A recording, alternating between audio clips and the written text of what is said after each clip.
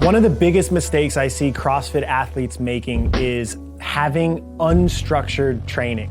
This creates such a problem for people when they are trying to compete in the open. TTT THROWDOwn!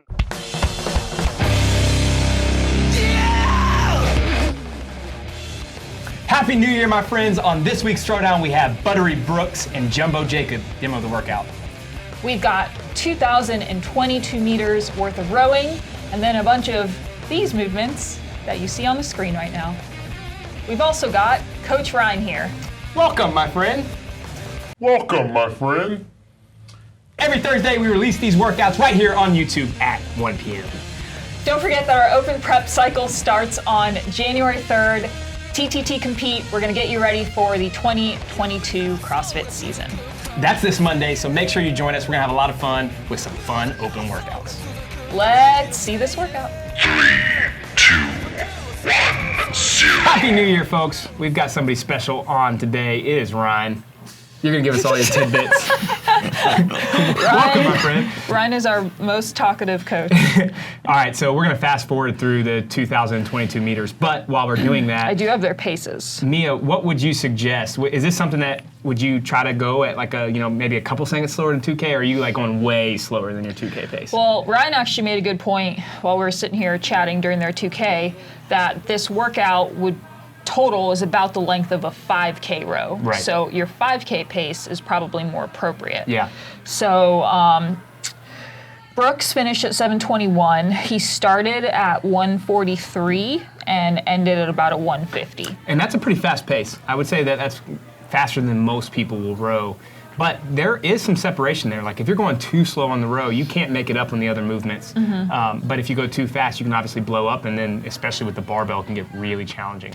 Yes. Yeah, that probably depends on the type of athlete you are, right? Like how well do you absorb cyclical work? For sure. How quickly can you get your breath back while you're cycling the barbell in this first movement? Yeah, one thing we know for sure is all of the elites in the sport are really good at getting off of a cyclical movement and going directly into, let's just say, a barbell or gymnastics, and they can recover quickly. That's just like every open workout that has something like that in it, and or like a qualifier. So that's something that everyone should be getting good at, but most people aren't very good at. Didn't they have a workout at when the games during the COVID year, when it was at the ranch, where they started with a longer row and then went into like 4 rounds of something else? Yeah, they did the, I don't know how long the row was, but it was 5 rounds of bar muscle ups and shoulder overhead. And most of the guys got off around the same time, but then there was still some separation on, because it was heavy shoulder overhead. I don't know how heavy the barbell was for the ladies, but I think it was like 205 maybe for the males. And by the second round, there was some huge separation there. But that was again, some of the guys went out really fast to try to keep up, and they just were blown up. Like Noah was one of those guys where, maybe he went a little too fast in the row, and then by the 3rd or 4th round, he was messed up.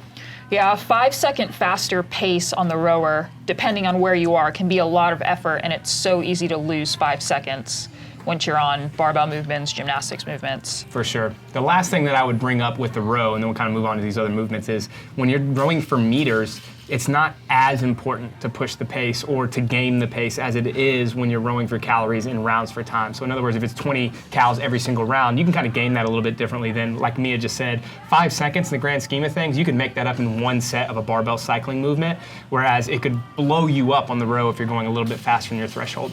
Right. So Brooks started out breaking the barbell into 3 sets, chest to bar into 3 sets.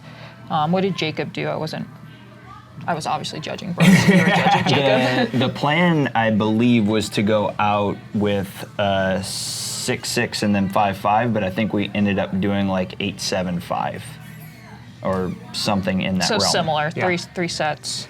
Yeah, I think 3 sets makes a lot of sense. Even for a high-level athlete that's like, oh, I could do most of these unbroken. It just doesn't make sense, especially right after the row. Like, break those up, and then if you feel good, you can push towards the end with maybe like the toes to bar or burpees or whatever. But earlier on, there's no point in blowing up to the point where now my chest to bars are slow or my kipping handstand push-ups are slow. Yeah, I think to me this workout is also about managing some of the movements that you know down the line are not as good for you. Right, so if you know you're coming into thrusters later in this workout and that those destroy you, going really fast to get to those quickly is probably just going to redline you even sooner in the workout and then cost you more in the long run. Yeah. One of the things that I talk about often on the throwdown, and one of the things I would tell my athletes to do, is kind of like a cluster style sets with some of the gymnastics movements. And what I mean by that is, let's just say, hey, my threshold here is going to be 7 reps to start, and I want to keep all of my rest breaks at 6 seconds. Well, they would do 7 reps, they would rest 6 seconds, and they would jump back up, and then they would do 6 reps, take 6 seconds, then do 5 reps, where basically they're dropping 1 rep each time so they can keep the rest break the same. The tendency for most people is the rest breaks get out of hand and they try to keep bigger sets, but when the rest times get out of hand, you're 20 seconds or 30 seconds deep into it, where other people may be doing smaller sets and getting ahead of you just because they're keeping their rest breaks short. For an athlete who's just starting to play with that concept, would you just put them on a clock or try and teach them how to do it a little bit more innately? Yeah, usually I would have somebody do like an EMOM where they're on a clock where it's like, 5.4.3. And what I mean by the dots is that's your rest break. So 5, and I would tell them that they have to rest 6 seconds, 4, rest 6 seconds, 3, and then they would wait until the top of the minute and do that again for 5 minutes or 6 minutes. You get the feel of that. But again, no matter which way you do this, you still have to be really fit and efficient at the movements to be able to stay on a clock. Most people can't hold 6-second rest breaks. So that's just all relative to the person. But you can start with 15 seconds and work your way down and just start to understand how much you're actually resting versus what you think you're doing. That's something that I see a lot of newer athletes in the sport make that mistake, is it's almost like an emotional reaction to whatever set they just did, and maybe something is blowing up in a way that they didn't expect, so they take a long walk away from the bar and spend 20 seconds chalking and then walk back to the bar and then rest. Like those kind of things you have to build awareness of. Yeah, one thing I was always a big fan of when I was competing in the sport was establishing some sort of routine to manage my rest. So maybe like 5 steps away from the bar, 5 steps back to the bar. Mm-hmm. As soon as I'm back on the bar, my hands have to get on the bar and go, even if it's not as big of a set as I want, kind of along the lines of what Brandon was talking about.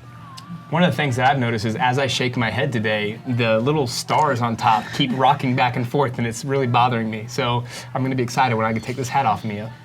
You're welcome. Not a hat. Whatever this is, Chris. It's a headband. Headband. Not used to it, okay? Get used to it. You have a Kinsley. I would say that this may be the most challenging part of the workout. Even though it's only 95-65, cycling, power clean, and jerks after hang power snatch, chest to bar thrusters, kipping handstand push-ups, pretty challenging.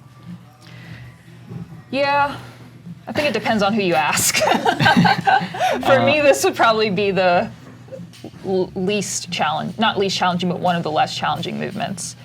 I don't know, anything where I'm not squatting, I can usually just like breathe and relax through. Yeah. But that's not how This is definitely works. another one that you could separate yourself. Watching even Brooks do this, I mean, he's doing some smaller sets. You can either do really fast singles, or if you're really comfortable with this, you could do a big set into some smaller sets. But if you're taking super long breaks, your shoulders are fatigued, you can see that his lockout's getting a little tired. He just finished kipping handstand push-ups. Now his breaks are 10, 12, 15 seconds.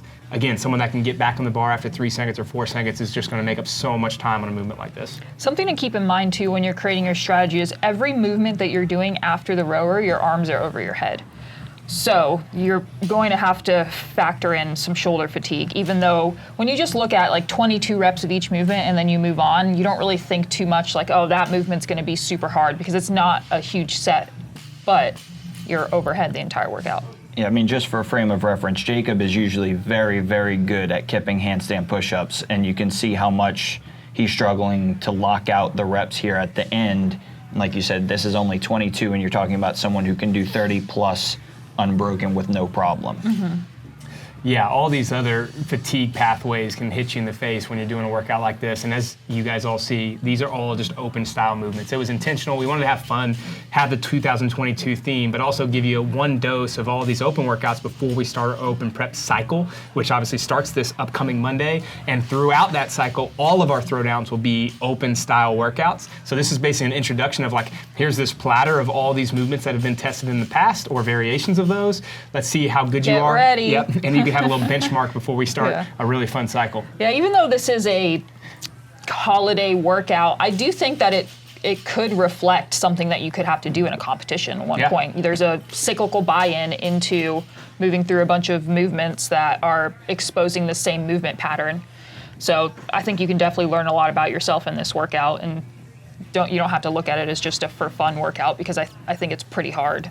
Yeah, it could definitely give you a nice, at least a subjective benchmark of where you're at with all of these movements, especially when they're comboed back to back to back to back, and kind of get a feel of like, ooh, like maybe for Brooks, I thought my toes to bar were much better under fatigue, but I only did a set of 6 to start. Right. Usually I'm doing 15s in the EMOM or something like that. Yeah. Those are the things where it kind of hits you in the face. You realize, well, in the open, it's not an EMOM anymore. I have to do this for time, or I have to do an AMRAP set. That's much more challenging. That first open hurt, it's so different than anything else. Yeah, it's the worst. Yeah. Which open workout, the first one, was the worst? 20.1. I was going to say, I knew you were going to say 20.1. No question. And you had to finish 20.1. it. It wasn't like, oh, here's 10 minutes and that's all you got to do. The retest leading, I think what was most painful was the time between the first attempt and the second attempt where I had to think about it. God, I got to do 100 burpees again? Yeah, that workout was so bad. This workout ends in 22 bar facing burpees.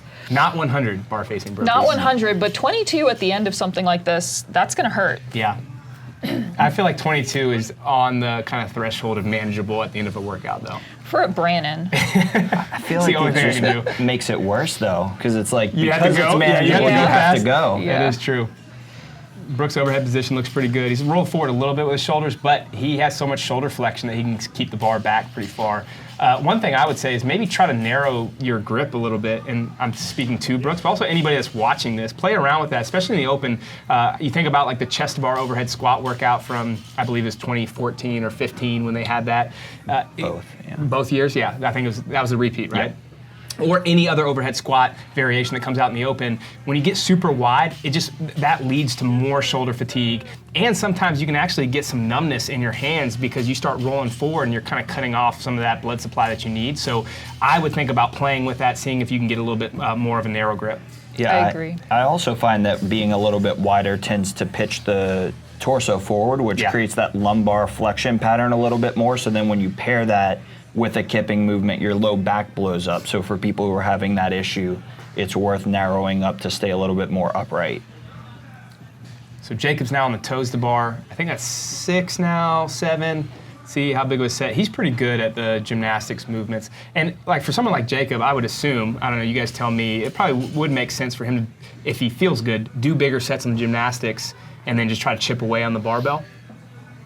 Yeah, I think, and Ryan, you're his coach, so I probably should let you talk, but I'm going to talk anyways. Because there are so many barbell movements, maybe he wasn't quite able to do that because it was like a recovery game in between. For 95 pounds, Ryan, is that something that typically would affect him, or is it the row going into all of this that's like, okay, it chewed me up a little bit? I think the row, I think what he looked over and saw Brooks holding the pace that he was going. and he was like, kind of had the eyes wide open moment where it was like, I got to do something to keep up here and at least stay attached. And then getting into that first movement, I think just blew him up way more than he anticipated. I will say this, and we talked about this earlier with the row, but if you blow up, or if you even are like on that line, it's so hard to come out and cycle a barbell or do gymnastics because everything's just messed up. Your coordination is gone, you're breathing really high, your heart rate's super high. So be very careful with the row, but also this is a throwdown to kind of test yourself. So get close to that line without spilling over. I'd say if you know what your 5K pace is, use that as a metric or like a starting point, and then adjust as needed if you. Yeah. Honestly, I probably would have gone slow. Great job for Brooks finishing that. I think he could have probably picked up his pace on the burpees. We didn't really touch on that. I would have gone slower than Brooks on the row, but then I would have tried to take advantage of being really good with the barbell and the gymnastics. To like if I was racing Brooks, I would have turned to him. I would have seen 143 and said, I'm going to go 147, 148 the entire time, and then know that I could just make up with big sets. I would probably go on broken arm, toe to bar, the kipping handstand push-ups, and then break the barbell. Yeah, there's a lot more time to be gained if you can push bigger sets on the gymnastics and not redline from it. Yeah. I think that's pretty realistic for people. And I think for the more inexperienced people, I would even stay slower than your 5K pace because what Brandon was talking about earlier, these movements just make they impact each other so much. Yeah. That if you're already blown up going into the first set of hang power snatches, it's going to be a rough day for you. Yeah, you can see how hard Jacob's breathing right now, and I rarely see him breathing this hard in workouts. Usually he's pretty good, especially with the gymnastics pieces. Maybe not with a heavy barbell, but it's going to get you at some point. His overhead position looks great, and I like this is kind of the difference between where Brooks was all the way out to the collars. Jacob's probably still wider than I would suggest, but it's narrow enough where he can stabilize and keep his torso upright. And the end. All right, let's So see what he close yet has. so far. Yeah. This is definitely, like they were saying, the most painful part of the workout if you kick. I would say practice this often. Burpees will be, not just practice burpees, but burpees at the end of a workout or rowing at the end of a workout or anything where there is no true bottleneck. It's just about, can I kick at the end of the workout? Not you should be doing it every day, but once a week or once every 10 days, you should be doing something where you're basically letting yourself spill over at the end only for 15 or 20 reps, because that is what the end of an open feels like. And when there are thousands of people on the leaderboard, that matters a ton. Can you get one more rep, or can you do it 5 seconds faster? Because that will make up a ton of spots on the leaderboard. So something that a Brannon can do at the end of a workout here is get rid of the step up and jump back. I personally just have such a hard time doing that when I'm kicking. I feel like it almost takes longer for me to pick my legs up. So something I work on or try to do instead is just step faster, like keep my feet moving a little bit quicker, and that's my kick. So that can be an in-between if you're not a Brannon who can kind of turn it on that way, because I certainly am not. Well, either way, it's definitely just worth practicing and figuring out that kick, and Jacob did that at the end. Great job, guys. I know that was hard. Happy New Year. It's a wrap, you know what I'm saying? Your boy Project Pata in this thing, man. Hey, look, man, thank y'all for watching Training Think Tank's YouTube channel. Y'all hit that motherfucking subscribe button, you know what I'm saying? So y'all go ahead, man. Thank y'all for watching the channel, you know what I'm saying? Hit that motherfucking subscribe button. Let it be known, what it be known, what it be known, you know what I'm saying? Pata.